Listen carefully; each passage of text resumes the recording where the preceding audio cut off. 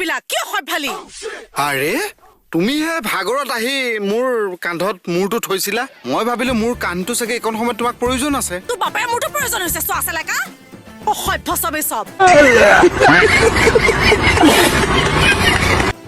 আৰে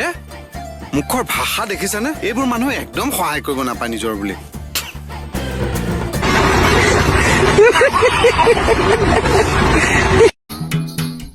ঐ লুটু লুটু